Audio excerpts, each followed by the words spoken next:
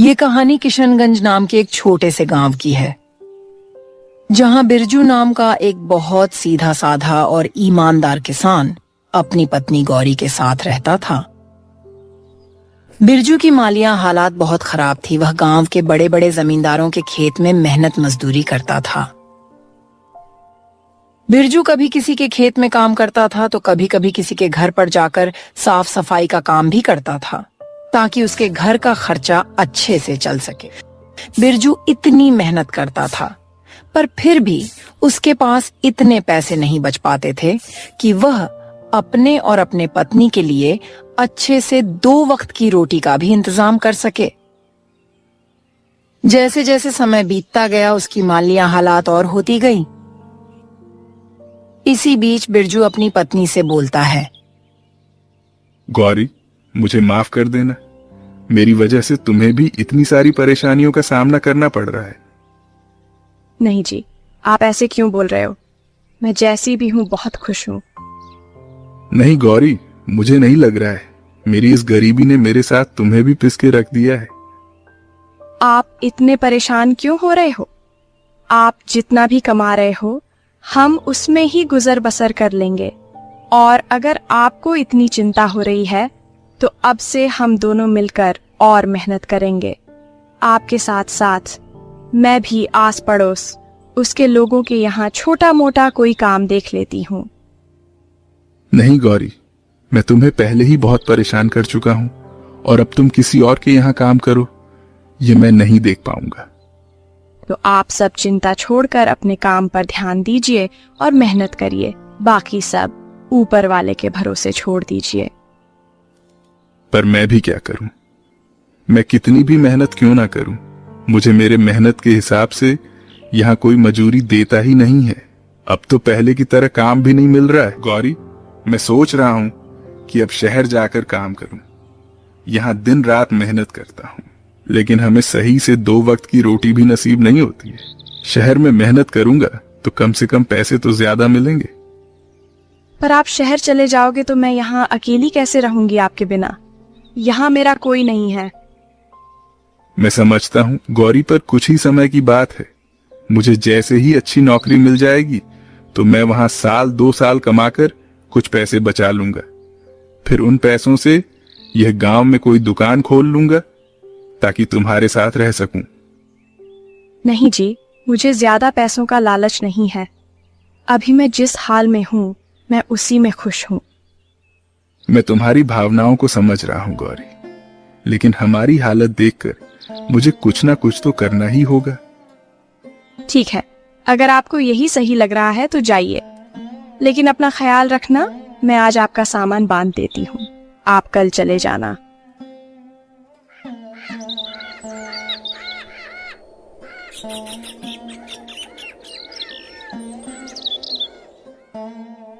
अगले दिन बिरजू अपने सामान की बैग लेकर शहर की ओर चल पड़ता है।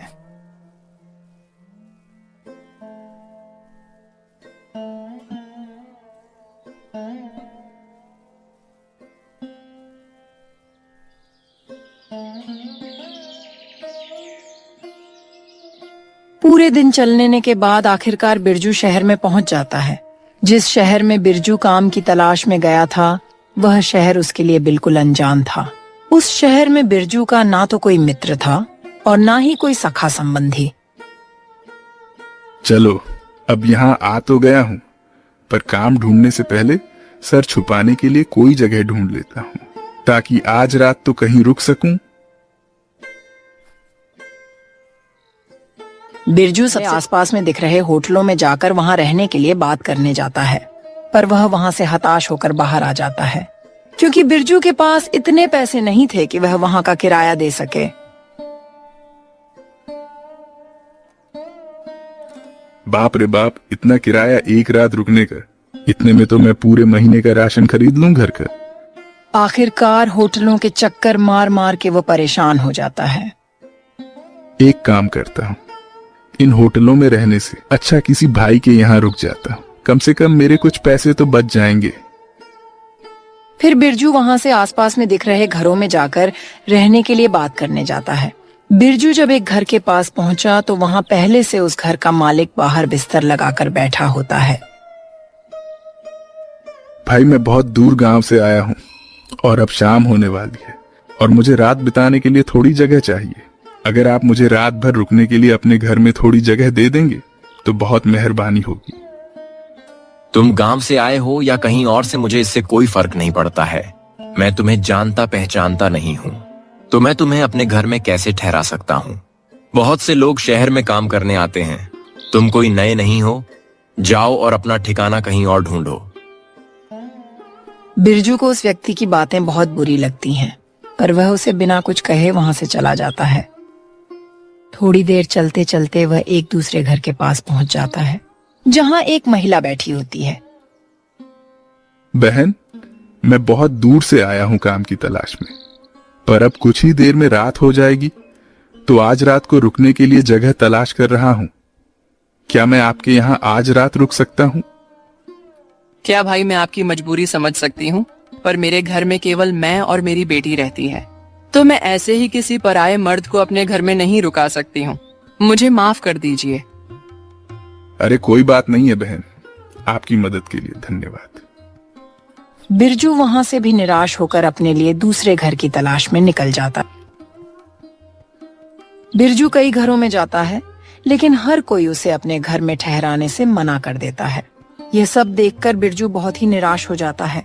फिर सोचने लगता है, इस शहर में कोई भी मुझे अपने घर में ठहराने के लिए तैयार ही नहीं है। अब मैं रात में कहाँ जाऊं? मेरी तो कुछ समझ में ही नहीं आ रहा। जब इस शहर में मुझे रुकने के लिए कोई घर ही नहीं मिल रहा, तो मुझे इस शहर में काम कैसे मिलेगा? बिरजू यह सब सोच ही रहा था, तभी उसकी नजर पास वाली एक झोपड़ी पर पड़ती है। बिरजू फौरन उस घर के पास चला जाता है।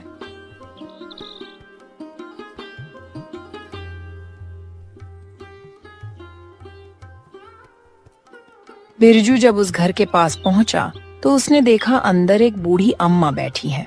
बिरजू उन्हें आवाज लगाने लगाता है। अम्मा, क्या मैं आपसे 2 मिनट बात कर सकता हूँ? बिरजू की आवाज सुनकर बूढ़ी अम्मा बाहर आ जाती है।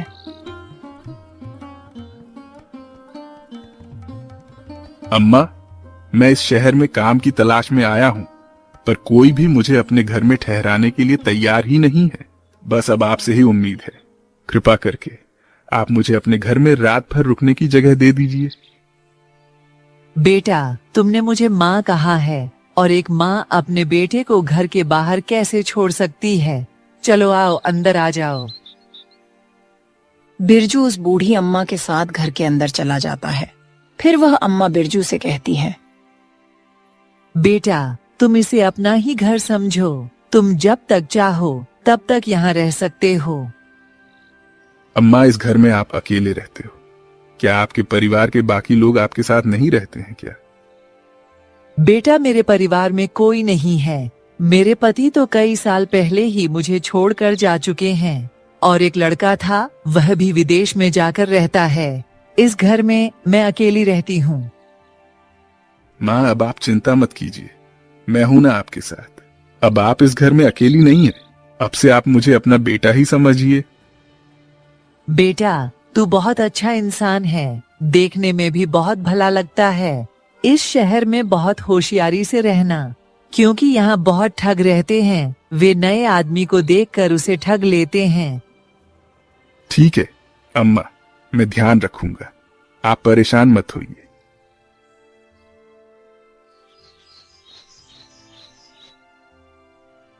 बेटा, वैसे तुमने कोई काम देखा है या देखना बाकी है? अम्मा, मैं कल शहर में नौकरी ढूंढने जाऊंगा, और हो सकेगा तो आपके घर के आसपास में ही किराए पर घर ले लूंगा, ताकि आपके आसपास रहकर आपकी देखभाल कर सकूं। नहीं बेटा, तुम्हें किराया पर दूसरा घर लेने की जरूरत नहीं है। तुम जब तक चाहो मेरे इस घर में रह सकते हो, क्योंकि तुम रहोगे तो कम से कम मुझे ऐसा लगेगा मेरा बेटा मेरे पास है। हाँ अम्मा, ये तो बहुत अच्छा रहेगा, पर मैं एक शर्त पर आपके घर पर रुकूंगा कि मैं जो किराया किसी और को देने वाला था, वह मैं आपको दूंगा। ठीक है बेटा, चलेगा। फिर क्या था बिरजू, अम्मा के साथ उनके घर पर रुक जाता है और आज की रात वो उनके यहाँ खाना वगैरह खाकर सो जाता है। अगली सुबह सुबह बिरजू काम की तलाश में निकल जाता है। जल्दी ही उसे एक सेठ के गोदाम पर काम मिल जाता है। बिरजू कभी भी सेठ के किसी भी काम से इनकार नहीं करता था और वह हर काम को लगन और ईमानदारी से करता था। बिरजू के काम के प्रति मेहनत और लगन को देखकर सेठ बिरजू से बहुत खुश रहते थे। बिरजू को इतनी मेहनत करते देख सेठ बिरजू की पगार भी बढ़ा देते हैं। बिरजू अपनी कमाई से सिर्फ उतना ही खर्च करता था जितने की उसे जरूरत होती थी और बाकी बचे हुए पैसे को वह एक छोटी सी थैली में बचत किया करता था। शहर में काम करते करते बिरजू को अब कुछ दिन बीत जाते हैं। ऐसे ही एक दिन बिरजू अम्मा के घर के बाहर बैठे बैठे सोचता है, जब मैं 10,000 जमा कर लूंगा तब मैं पूरे पैसे लेकर अपनी पत्नी के पास चला जाऊंगा। फिर गांव में कोई अच्छी सी दुकान खोल लूंगा ताकि गांव में अपने पत्नी के पास रह सकूं। ऐसे ही देखते देखते 2 साल बीत जाते हैं। बिरजू बहुत मेहनत करता है और थोड़ा थोड़ा करते करते 10,000 जमा कर लेता है। एक गरीब आदमी के लिए 10,000 बहुत बड़ी कीमत होती है। इसीलिए बिरजू अम्मा से कहता है, अम्मा, अब मेरे पास पूरे 10,000 हो गए हैं। अब मुझे चिंता हो रही है और अब किसी कारण यह रुपए कहीं खो गए या फिर किसी ने छीन लिए तो बड़ा ही अनर्थ हो जाएगा। इसलिए इतने बड़े रकम को अपने साथ लिए घूमना तो बेवकूफी होगी और इस घर में पैसे छुपा कर रखना भी सही नहीं है। क्या पता मुझे कोई पैसे छुपाते देख ले और बाद में पैसे चुरा कर ले जाए तो फिर मुझे तो खाली हाथ ही घर लौटना पड़ेगा। आजकल किसी पर भी भरोसा नहीं किया जा सकता है। बहुत ही बदमाश और बुरे लोग रहते हैं इस शहर में। इसलिए अब मुझे अपने घर चले जाना चाहिए। बेटा तू सही कह रहा है, लेकिन बेटा तू इतनी जल्दी अपने गांव क्यों जा रहा है? थोड़े दिन और रुक जा। अम्मा, रुकना तो मैं भी चाहता हूँ, लेकिन मैं पैसों की वजह से जा रहा हूँ। बेटा तू एक काम कर, तू इस शहर के मशहूर जमींदार गिरिधर लाल के पास चले जा और अपने पैसे तू उनके पास रख दे और जब तुझे घर जाना होगा तब तू अपने पैसे गिरिधर लाल से वापस ले लेना। लेकिन अम्मा, मैं उस जमींदार के पास अपने पैसे कैसे रख सकता हूँ? क्या पता कल के समय पर वह पैसे देने से मना कर दे तो। बेटा गिरिधर लाल बहुत ही ईमानदार और नेक आदमी है। तुम बेफिक्र होकर अपने पैसे उसे दे सकते हो। शहर में ऐसे बहुत से लोग हैं जो अपने पैसे उसके पास रखते हैं।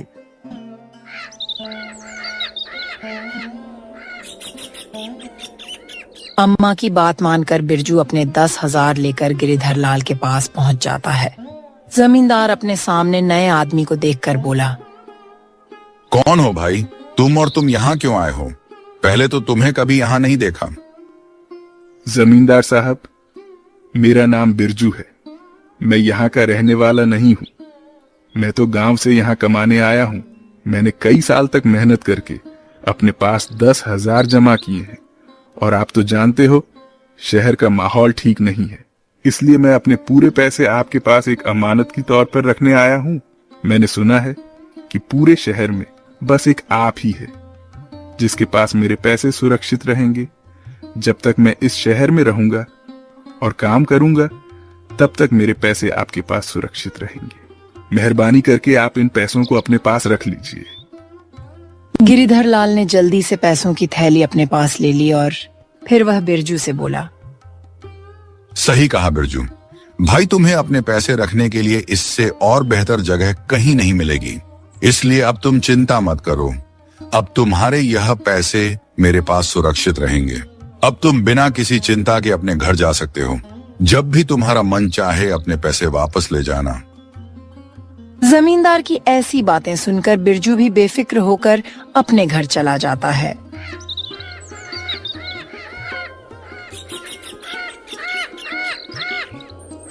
फिर कुछ समय और बीत जाता है। देखते देखते और 1 साल निकल जाता है। बिरजू अपने काम में मग्न रहता है। ऐसे ही एक दिन बिरजू जब पलंग पर बैठा हुआ था तभी उसे उसकी पत्नी गौरी की बहुत याद आने लगती है। अब बहुत समय हो गया है। देखते देखते 3 साल गुजर गए। अब तो मुझे गौरी के पास जाना ही होगा। अब जब बिरजू अपनी पत्नी के पास जाने का निश्चय करता है तो वह सबसे पहले अम्मा को सारी बात बताने चला जाता है।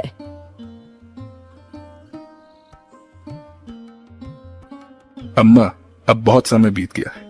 अब मैं सोच रहा हूँ गौरी के पास चला जाऊं। मैं तो उसे कहकर आया था 1-2 साल में आ जाऊंगा, पर अब मुझे यहाँ कमाते कमाते 3 साल हो गए हैं। ठीक है बेटा, जैसा तुमको सही लगे।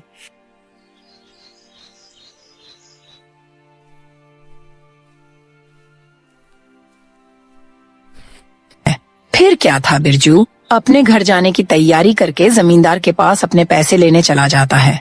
जमींदार साहब, मैं अब अपने गांव जा रहा हूँ, इसलिए मैं आपके पास अपने पैसे लेने आया हूँ।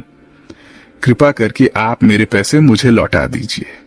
जमींदार बिरजू को गौर से देखकर बोला, तुम किस पैसे की बात कर रहे हो भाई? तुमने कब मुझे पैसे दिए थे? जमींदार की यह बात सुनकर बिरजू के होश उड़ जाते हैं। साहब, मैंने कुछ समय पहले ही तो आपके पास 10,000 रुपए अमानत की तौर पर रखे थे। 10,000 रुपए? अरे इतनी बड़ी रकम है जो तुम्हारे 7 पीढ़ियों ने भी देखी नहीं होगी। वैसे तुम्हारे पास कहां से इतने पैसे आ गए, और तुम्हारे पास क्या सबूत है कि तुमने मुझे 10,000 रुपए दिए थे? साहब, मेरे पास कोई सबूत तो नहीं है, पर लोग कहते हैं कि आप बहुत ईमानदार हो, इसलिए मैंने पैसे देते वक्त आपसे कोई प्रमाण नहीं लिया था।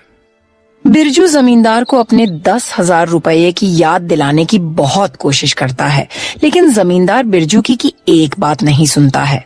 जमींदार अपने नौकरों को बुलाता है और फिर अपने नौकरों से कहता है, ये कोई बहरूपियां हैं और झूठ बोलकर मुझे बदनाम करना चाहता है। इसे मेरे घर से धक्के मारकर बाहर निकाल दो, और याद रहे ये दोबारा मेरे घर में ना घुस आए। आखिरकार जमींदार के नौकर बिरजू को उसके घर के बाहर निकाल देते हैं। जमींदार के घर के बाहर आने के बाद बिरजू सोचता है, अब मैं क्या करूंगा? जमींदार ने तो मेरे मेहनत की कमाई हड़प ली है और मेरे पास उनके खिलाफ कोई प्रमाण भी नहीं है। अब मैं क्या करूं?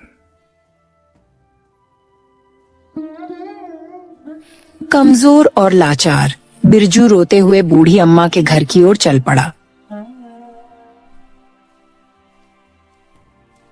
बूढ़ी अम्मा के घर की तरफ जाते हुए बिरजू फिर से वही बात दोहराने लगा। हे भगवान, सालों की मेहनत, मेरी जमा पूंजी सब लुट गया। क्या सोचा था और क्या हो गया? उस बदमाश जमींदार ने मुझे कहीं का नहीं छोड़ा। हे भगवान, अब मैं क्या करूं? बिरजू दुखी मन से बूढ़ी अम्मा के घर लौट आता है। बिरजू को रोता हुआ देख बूढ़ी अम्मा बिरजू से पूछती हैं, क्या हुआ बिरजू बेटा, तू रो क्यों रहा है? तू तो गिरिधर लाल जमींदार के पास अपने पैसे वापस लेने गया था ना? हाँ अम्मा, मैं बर्बाद हो गया। मेरी जमा पूंजी सब लुट गई। जमींदार गिरिधर लाल ने मेरे पैसे वापस देने से इनकार कर दिया। पैसे मांगने पर उसने कहा, मैंने तुझे पहले कभी नहीं देखा है, तू मुझे पैसे देकर कब गया था? तू पक्का कोई बहरूपिया है जो झूठा आरोप लगाकर मुझे बदनाम करना चाहता है, और ऊपर से उसने अपने नौकरों को बुलवाकर मुझे धक्के मारकर घर से बाहर निकलवा दिया। बिरजू की सारी बातें सुनकर बूढ़ी अम्मा मायूस हो जाती हैं। बिरजू बेटा, मुझे माफ कर देना, यह सब मेरी वजह से हुआ है। मैंने ही तुझे तेरे बचत के पैसे जमींदार गिरिधर लाल के पास रखने को कहा था। मुझे पता नहीं था गिरिधर लाल इतना बड़ा बेईमान और धोखेबाज स्वभाव का है। लोग तो उसके ईमानदारी के गुण गाया करते थे। अम्मा, आप अपने आप को दोष मत दो, इसमें आपकी कोई गलती नहीं है। आपने तो मेरे अच्छे के लिए ही कहा था, मगर होना तो वही था जो भगवान को मंजूर था। अब मैं कुछ नहीं कर पाऊं, लेकिन बेटा अब तू क्या करेगा? उस बेईमान जमींदार से अपने पैसे वापस कैसे लेगा अम्मा? अब मैं कुछ नहीं कर पाऊंगा। अब मुझे खाली हाथ ही अपने घर लौटना होगा। बूढ़ी अम्मा और बिरजू आपस में बात कर ही रहे होते हैं, तभी वहाँ अम्मा के बगल में रहने वाली लक्ष्मी नाम की औरत आती है। वह दोनों को उदास देखकर पूछती है, क्या बात है बिरजू भाई, आप और अम्मा दोनों इतने उदास क्यों दिखाई दे रहे हो? लक्ष्मी बहन, मेरे साथ बहुत बड़ा धोखा हुआ है। मैंने कई साल दिन रात मेहनत करके 10,000 रुपए जमा किए थे। पैसे जमा करने के लिए मैंने न कभी पेट भर खाना खाया और न कभी पूरी नींद ली। फिर बिरजू ने लक्ष्मी को सारी बात बताई कि किस तरह जमींदार ने बिरजू को धोखा देकर उसके सारे पैसे ठग लिए। बेटी लोग कहते हैं कि जमींदार गिरिधर लाल बहुत ही नेक और ईमानदार आदमी है। यही सोचकर मैंने बिरजू को उसके सारे पैसे उसके यहाँ रखने कहा था और बिरजू भी मेरी बातों में आकर उसके पास अपने पैसे रखा आया था। अम्मा, आप दोनों परेशान मत होइए, मेरे पास एक तरकीब है। अगर यह तरकीब काम कर गई तो बिरजू भाई को उनके पैसे भी वापस मिल जाएंगे और जमींदार की अक्ल भी ठिकाने आ जाएगी।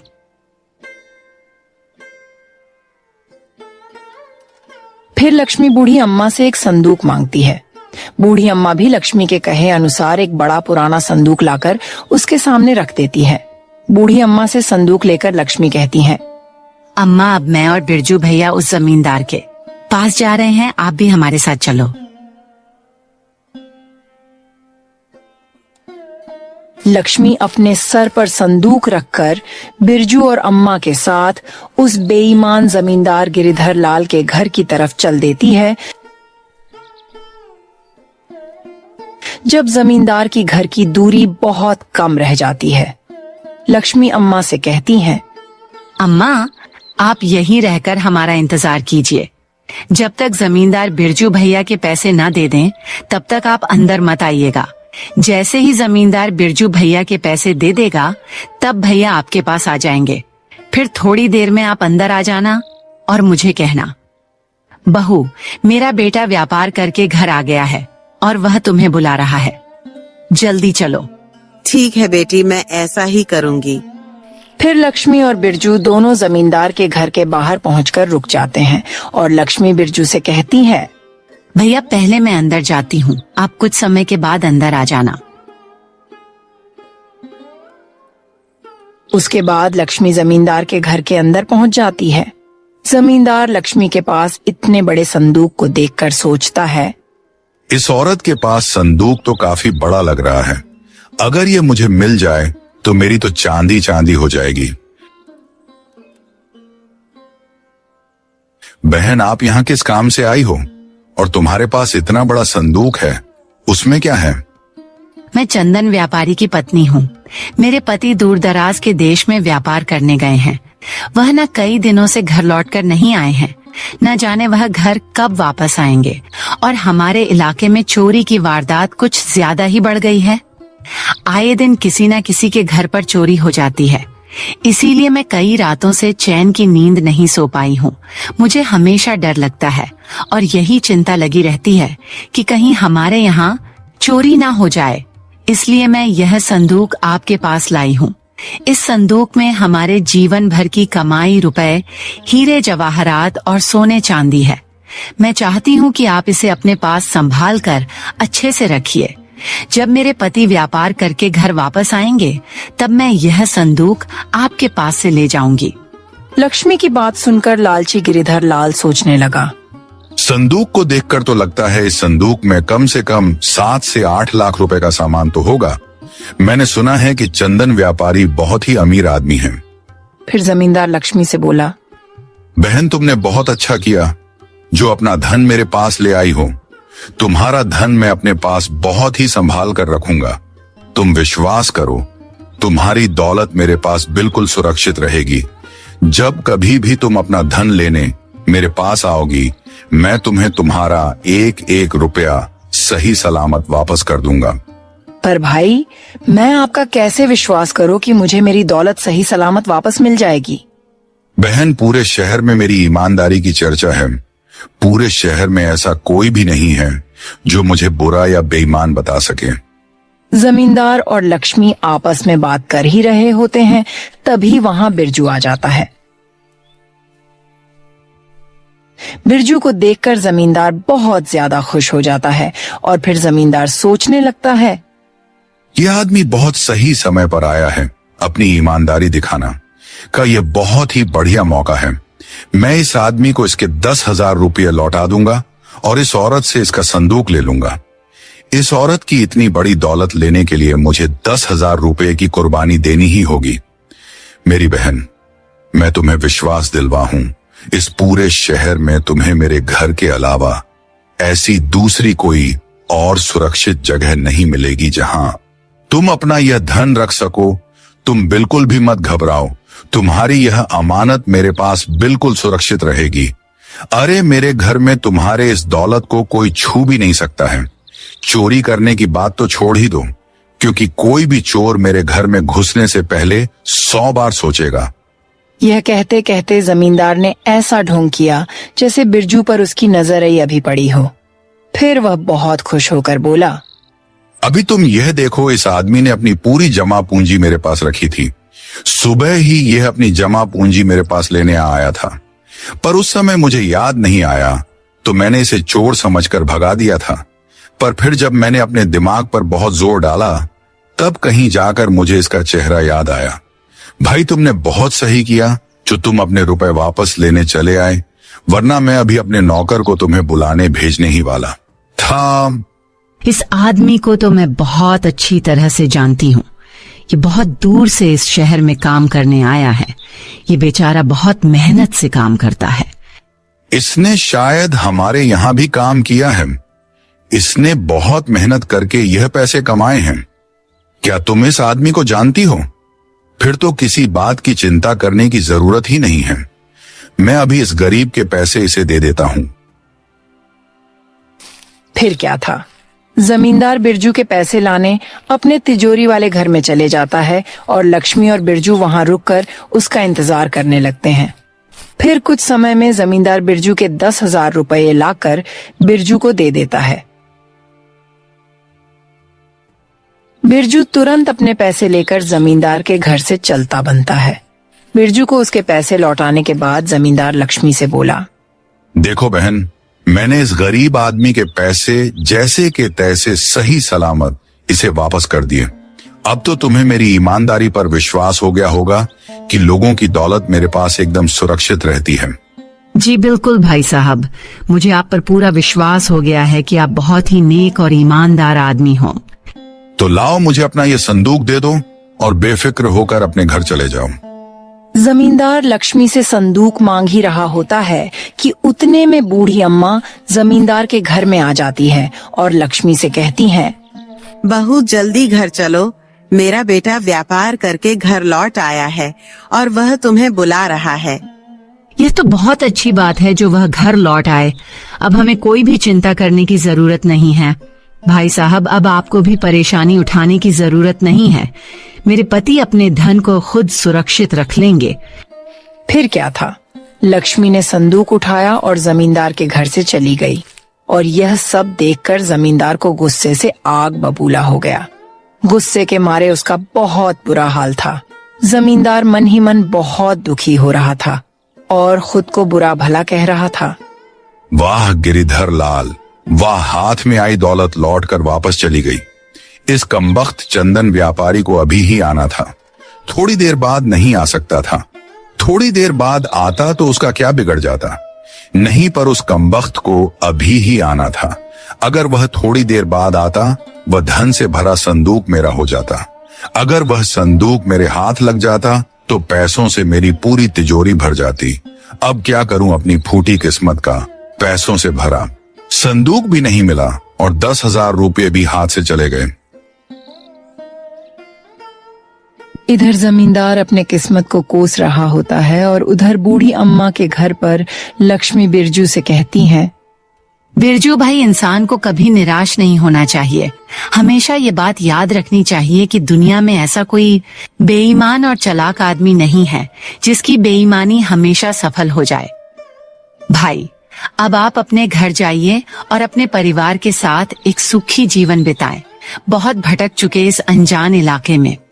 फिर क्या था, लक्ष्मी बिरजू की बहुत बड़ी मदद करके अपने घर के लिए निकल जाती है।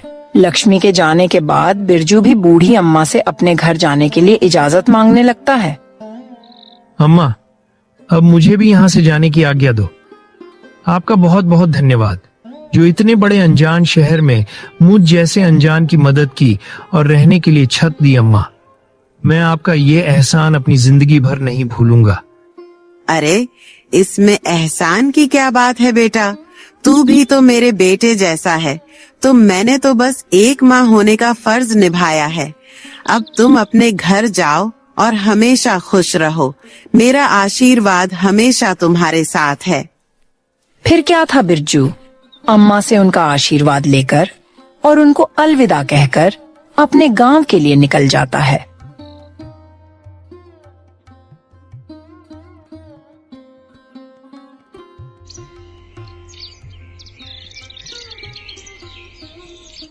बिरजू ने अपने बचत किए हुए पैसों से एक छोटी सी किराने की दुकान खोल ली थी, जिस कारण अब उसे किसी के यहाँ मजदूरी भी नहीं करनी पड़ती थी और वह अच्छा खासा कमा भी रहा था। और सबसे बड़ी बात, वह अपनी पत्नी के साथ साथ रह रहा था। दोस्तों, इस कहानी से हमें यह सीख मिलती है कि हमें कभी हार नहीं माननी चाहिए। अगर बिरजू भी हार मानकर अपने गांव लौट आता तो उसकी पूरी जमा पूंजी पर लालची गिरिधर लाल मजा कर रहा होता और तो और वह और भी भोले भाले लोगों को इसी तरह ठग पर लक्ष्मी की सूझबूझ और चतुराई ने बिरजू को उसके रुपए भी दिला दिए और लालची जमींदार को सबक भी सिखा दिया। तो दोस्तों, कहानी आपको कैसी लगी हमें कमेंट में जरूर बताएं। अगर आपको हमारी मेहनत पसंद आई हो तो हमारे चैनल को सब्सक्राइब करना ना भूलें और बेल आइकन दबाएं ताकि नई कहानियों की नोटिफिकेशन सबसे पहले आपको मिले। धन्यवाद।